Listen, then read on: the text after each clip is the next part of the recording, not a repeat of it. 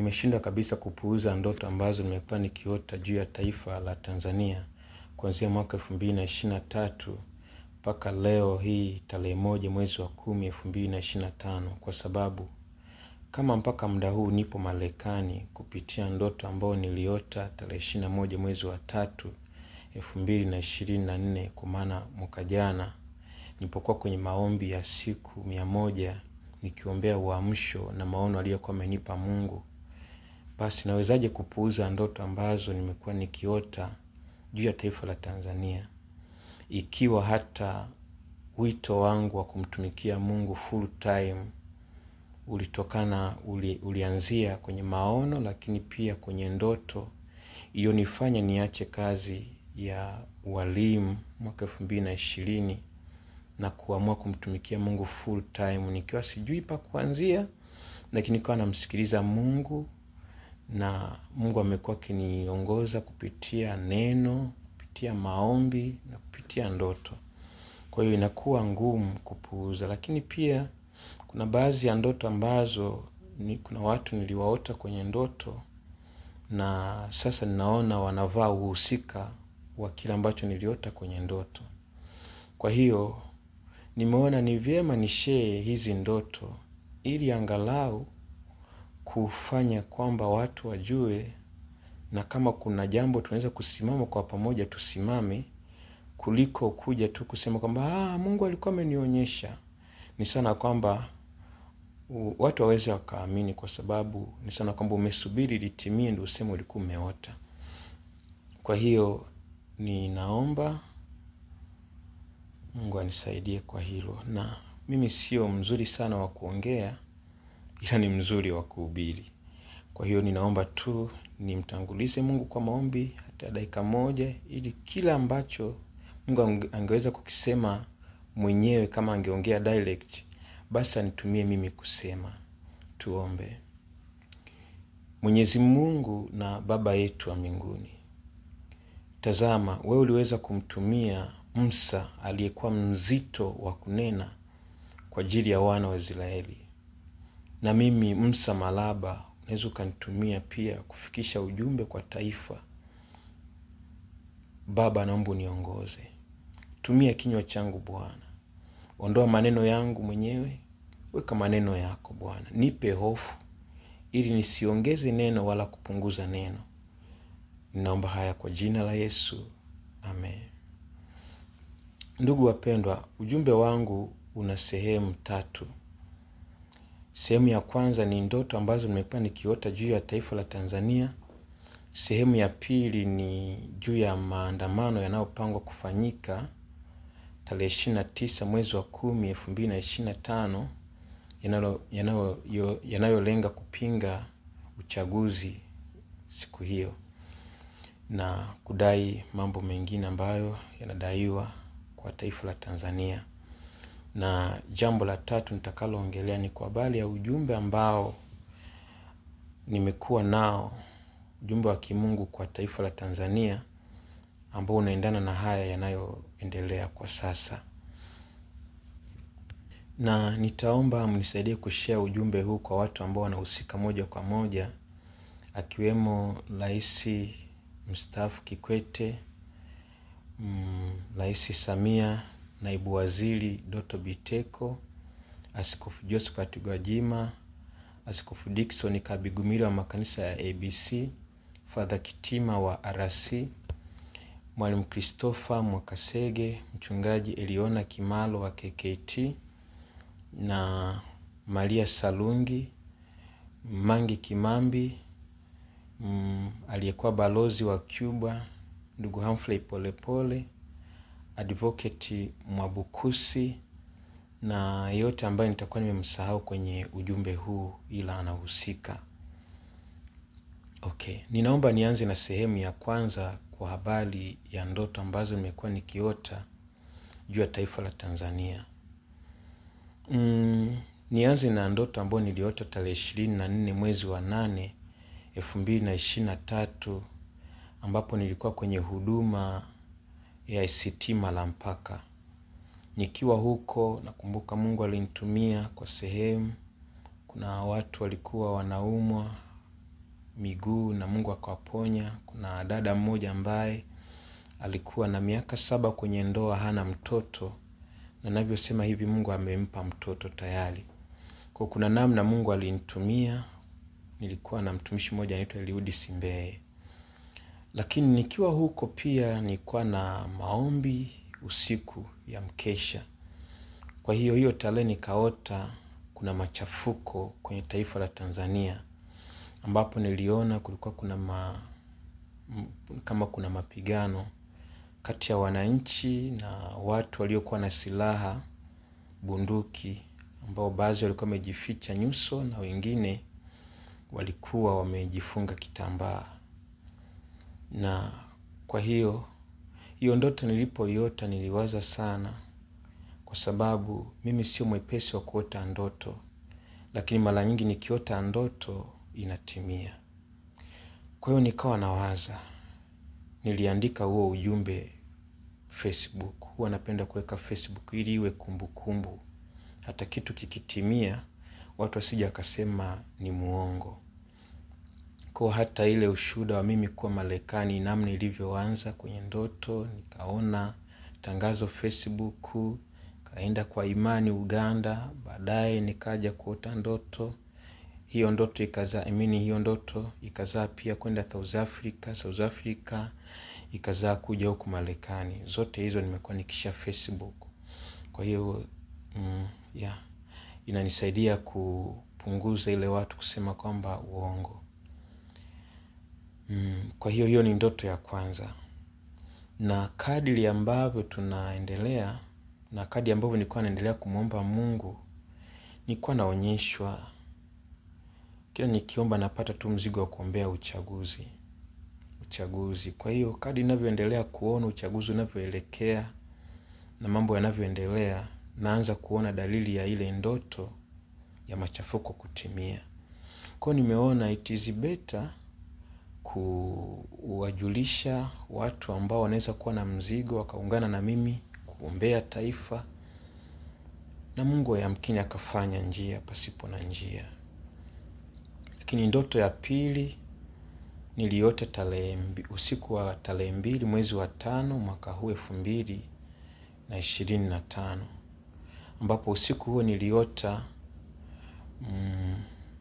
Rais mstaafu Kikwete anaagiza Askofu Gwajima akamatwe.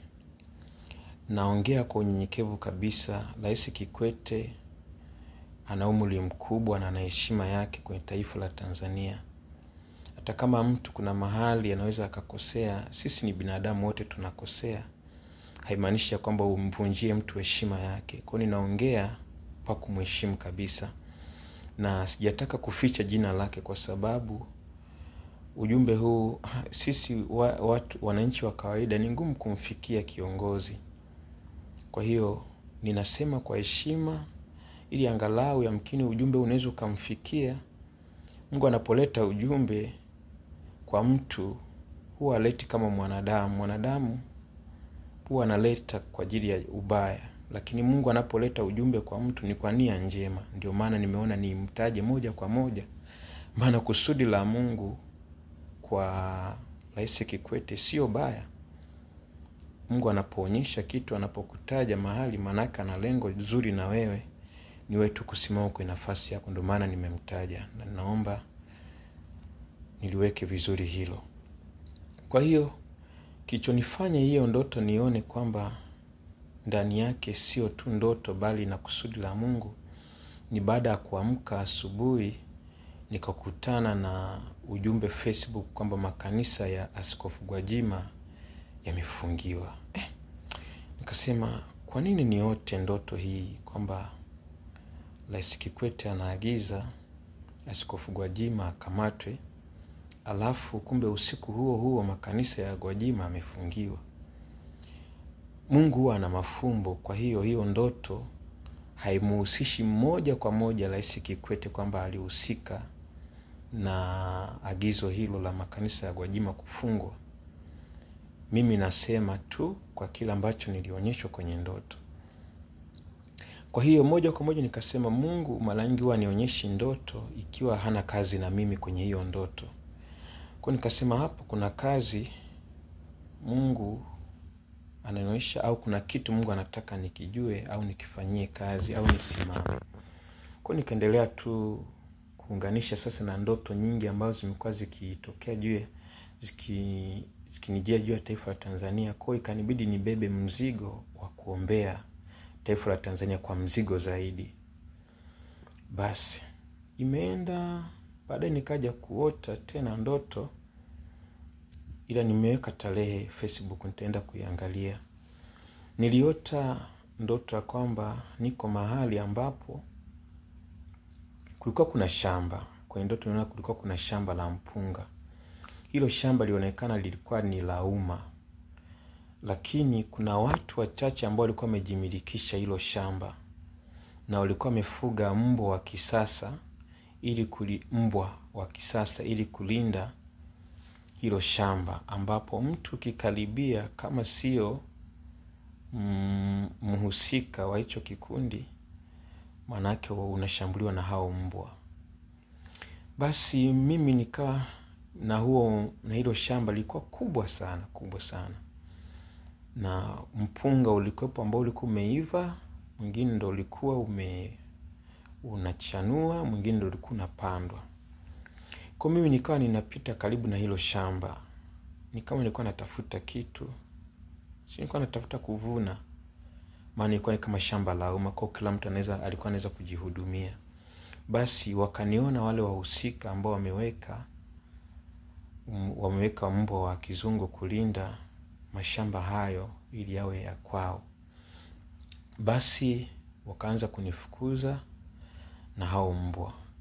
Kwa ikabidi nikimbie ili kujiokoa na hao mbwa.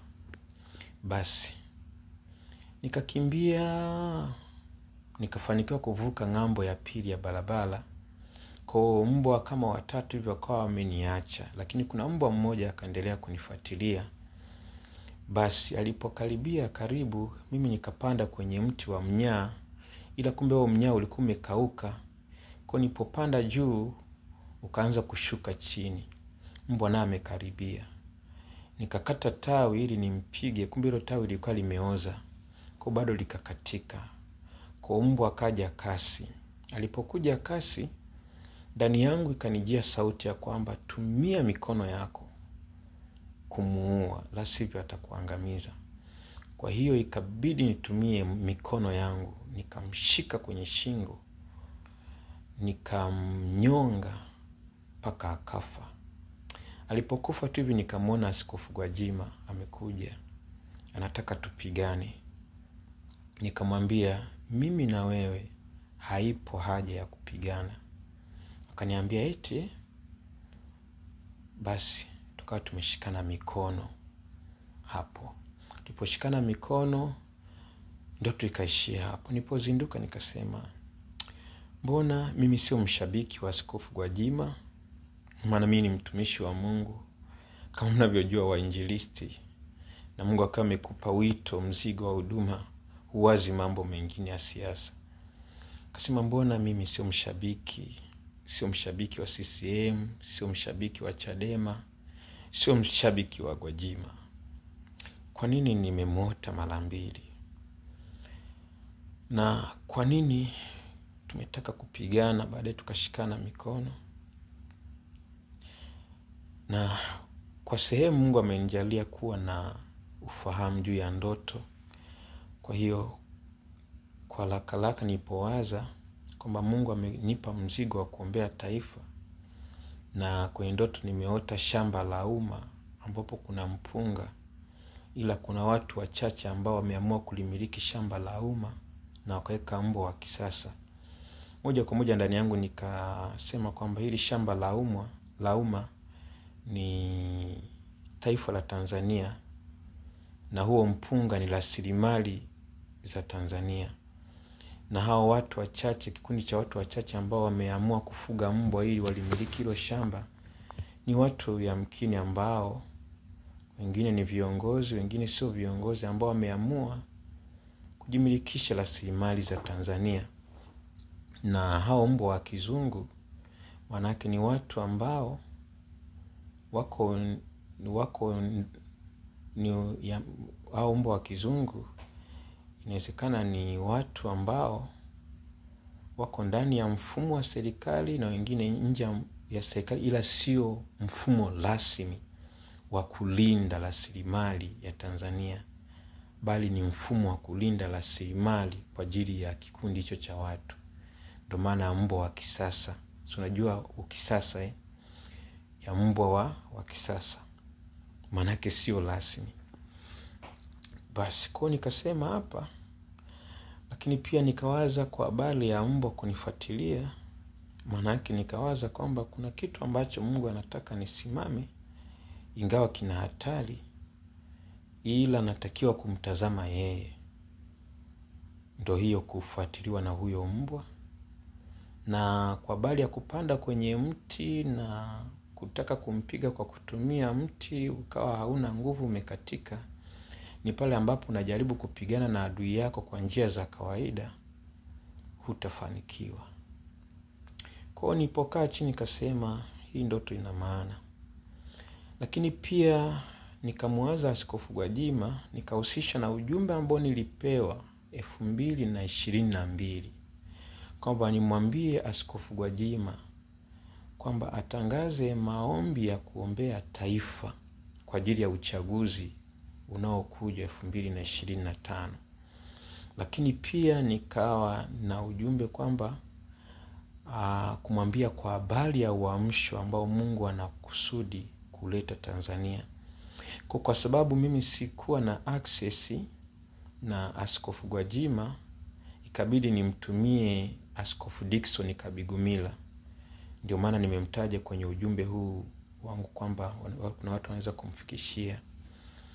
Kwa hiyo nikawa nimemshirikisha kwamba amwambie ili angalau kuwe na kampeni ya kitaifa kwa ajili ya uamsho na kwa ajili ya kuombea taifa na uchaguzi. Lakini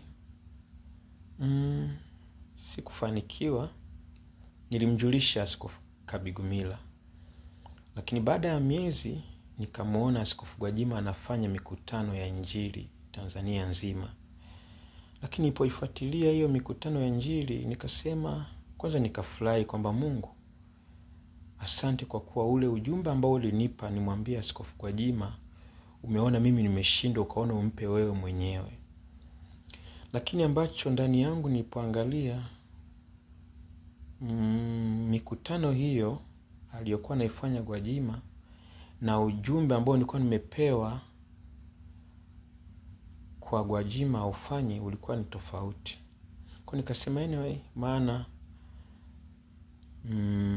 yeye alikuwa anafanya mikutano ya Injili, na kwenye mikutano ya Injili alikuwa wakati mwingine anaingiza na siasa na asifia sana viongozi wa siasa. Kwa nikasema anyway, kwa hiyo hapo nikajifunza kuna wakati Mungu anaweza akakupa wito, ila kwenye huo wito kaongeza wito wa kwako. Kwa hiyo nikahusisha na ile ya kwamba Askofu Gwajima tulipokutana kwenye ndoto alitaka tupigane. Nikahusisha kwamba inawezekana kwenye Mungu wa roho, kwa kuwa tulikuwa tunatofautiana mitazamo, ndio hiki Mungu ambacho ananionyesha kutaka kupigana. Lakini sasa kwa nini hapa tumeshikana mikono? Manake pamoja na kutofautiana mitazamo, kuna mahali ambapo tunafanana mitazamo. Yaani pamoja na kutofautiana mitazamo ndani ya kusudi la Mungu, kuna mahali ambapo tunafanana mitazamo ndani ya kusudi la Mungu. Ndio hiyo kushikana mikono. Na hilo ambalo litakuja baadaye sana baada ya kutofautiana. Kwa nikaendelea kuomba kwamba Mungu simama. Dakika zangu naona zinakaribia kuisha, maana simu yangu haina space kubwa sana. Ninaomba, kuna ujumbe wa Askofu Kabigumila niliota ndoto kwa nitakuja kushare siku nyingine. Na mpaka ninavyosema muda huu, Askofu Kabigumila ni mtu ambaye alinisapoti kwenye safari ya kwenda South Africa kwenye mafunzo ya uinjilisti chini ya huduma ya Leonard Bonke niliyemuota. Maana nilipokuwa kwenye maombi ya siku 100 ya kuombea uamsho, na nimewashirikisha watu mbalimbali akiwemo Eliona Kimaro. Ndio maana nimemtaja mwanzoni kwamba kuna watu wanaweza kumfikishia. Nimemshirikisha pia na mtumishi Carlos Kilimbai, lakini pia nimefika kwenye ofisi za Mwalimu wa Kasege kutokana na ujumbe ambao nilikuwa nimepewa. Kwa nilipoona watu ambao nilikuwa nategemea wasimame na mimi kutimiza kusudi la Mungu, ambao ujumbe ambao Mungu amenipa, ila wengine sio kwamba wanafahamu, ila kwa sababu kuwafikia ni protocol. Mfano kama Mwakasege sijafanikiwa kuongea naye, kwa siwezi kumlaumu sana, ila ni kwa sababu ya protocol. Lakini pia Eliona Kimalo nimefika kwake mara 3 na nikampa hata kitabu ambacho nimeandika. Kwa nipoona kwamba watu ambao nilikuwa natazamia wasimame na mimi kutimiza kusudi ambalo Mungu amenionyesha juu ya Tanzania, hasa kwa ajenda ya uamsho, na wale ambao ananionyesha juu ya Tanzania, nikaona sasa hapa natakiwa nimtafute Mungu ndo afanye. Kwa nikaamua kufunga siku 100. Kwenye hao maombi ya siku 100 ndo niliota ndoto kwamba ninaonyeshwa niende kwenye mkutano wa Leonard Bonke anafanya kijiji jirani. Nikamshirikisha mambo, nikaambiwa kwa ajili ya mambo 3. 1, nimsikilize anavyohubiri. 2, aniombee kwa ajili ya kuanza huduma ya uamsho, ya mikutano ya uamsho wa Injili. 3, nimshirikishe juu ya maono ya kuandaa mkutano wa uamsho wa watu 100,000. Basi ambao hayo maono nilikuwa natamani kushare na wao watumishi wakubwa, maana ni ujumbe ambao nilipewa nikiwa Kenya tarehe 16 mwezi wa 7 2022. Kwa hiyo nilipoamua sasa kusimama na Mungu kumuomba, ndo nilipoota hiyo ndoto. Hiyo ndoto ikaniunganisha kwenda Uganda kupitia maono ambao kupitia post ambao niliona Facebook iliyoendana na huo mkutano wa Leonard Bonke ambao kwa sasa kwa muda huo ilikuwa chini ya Daniel Kolenda. Na huko nikakutana mtu ambaye alikuwa ameshalipia ada ya mtu kwenda kusoma uinjilisti chini ya hiyo huduma ya Leonard Bonke South Africa. Na huko nikaota kwamba ninaenda Marekani.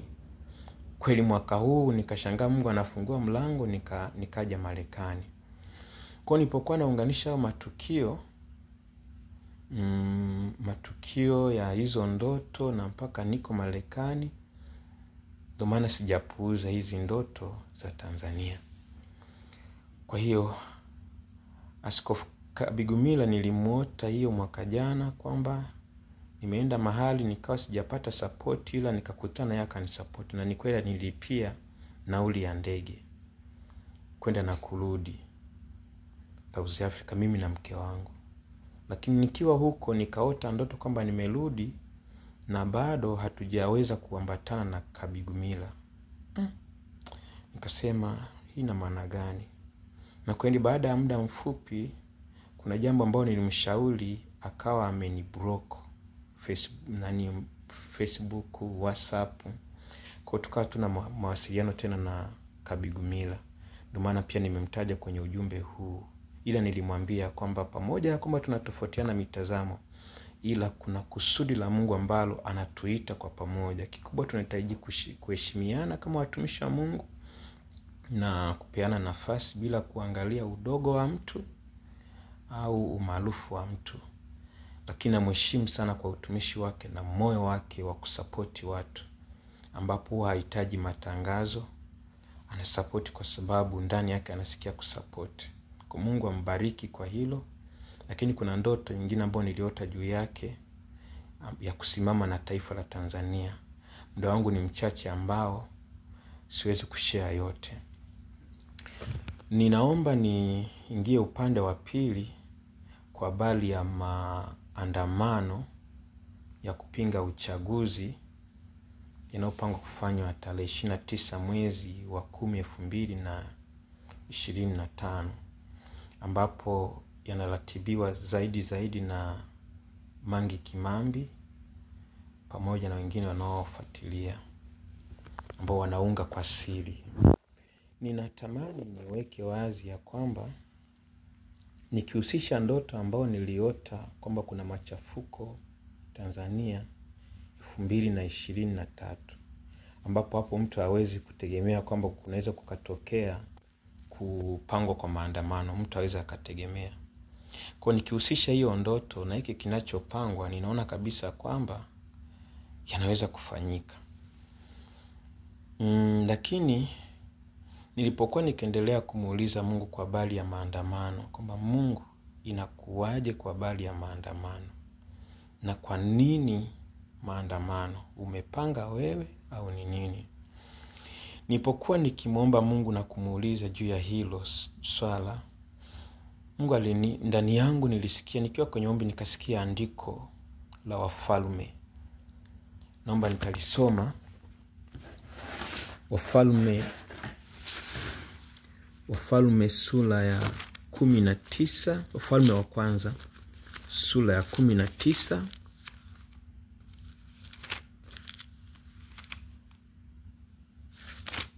Wafalme wa kwanza sura ya 19 mstari kuanzia wa 15 hadi 17. Nasema, Bwana alimwambia Elia, enenda urudi njia ya jangwa la Dameski. Ukifika mtie mafuta Hazaeli awe mfalme wa Shamu, na Yehu mwana wa Nimshi mtie mafuta awe mfalme wa Israeli, na Elisha mwana wa Shafati wa Abeli Mehola mtie mafuta awe nabii mahali pako. Na itakuwa atakayeokoka na upanga wa Hazaeli, Yehu atamua, na atakayeokoka na upanga wa Yehu, Elisha atamua. Kwa nilipokuwa nikimwomba Mungu kwa habari aniambie kwa habari ya maandamano, ndani yangu nikapewa huo ujumbe, hilo andiko. Nikapata jibu ya kwamba kuna wakati Mungu alimwambia Elia amtie mafuta Elisha awe nabii. Alafu pia Yehu awe mfalme wa Israeli, kama sio Yuda au Israeli. Alafu huyu mwingine awe mfalme wa nchi tofauti na Israeli, ambao ni nchi iwe adui wa Israeli. Kwa nini ambacho nataka kusema hapa? Kwamba Mungu huwa anatumia njia nyingi akitaka kufanya jambo. Atatumia watumishi wake, atatumia ndo ambao wanasimama ndo mfano kama wa Elisha. Lakini pia atatumia watu kwenye utawala. Ndo pale ambapo ndani ya utawala wako kuna watu ambao wanakupinga, aidha kwa wazi au kwa siri. Ndo huyo mfalme Yehu ambaye aliinuliwa kwa ajili ya kumpinga Yezebeli, Baali, ndani ya ufalme wa Israeli. Lakini pia yule mfalme wa nchi nyingine, manake ni watu ambao ni nje ya serikali, nje ya mfumo wako, au nje hata taifa lako, ambao watasimama kukupinga. Kwa hiyo nikiunganisha ndoto niliyoota ya maandamano na hiki ambacho anakiorganize Mange Kimambi, inawezekana kabisa hakawa anatumiwa na Mungu pasipo hata yeye kujua. Kwa sababu gani? Ni nani aliyemtumia kahaba wa Yeriko ili awahifadhi wapelelezi wa Israeli? Ni Mungu. Alimtumia mtu ambaye kibinadamu alikuwa kahaba, maana alikuwa hafai kutumiwa na Mungu, lakini Mungu akamtumia. Na kupitia huyo Mungu alipomtumia, Mungu hamtumii mtu na kumdampa. Alipomtumia huyo kahaba na akampa nafasi ya kuwa na urithi kwenye hiyo nchi ya Israeli, kwa Mungu anaweza akamtumia yoyote. Alimtumia mjane wa Sarepta ambaye alikuwa Mwisraeli. Kwa hiyo inawezekana kabisa haya maandamano yakafanyika, yakatimia tusipoomba. Ile nilipokuwa ninaomba na kumuuliza Mungu, akasema maandamano sio option yangu ya kwanza, ila itakuwa ni sehemu ya kutimia ikiwa watu hawatajinyenyekesha mbele zangu. Na hapa naposema kujinyenyekesha, sio kwa habari ya serikali tu na kwa Watanzania, kwa sababu kuna wakati mwingine Mungu anaruhusu mambo yatokee kwa taifa kwa sababu watu wake, kuna watumishi wake, watu wake hawasimami kwenye nafasi zao. Kwa mnaweza mkao mnapitia mambo, mnalaumu watu moja kwa moja, lakini kumbe ni fimbo ya Mungu, kwa sababu kuna mambo hamsimami kwenye nafasi zenu. Kwa hiyo moja, lakini pia maandamano ndani yake yanadai, maandamano ndani yake kuna kumwaga damu. tusipokuwa makini.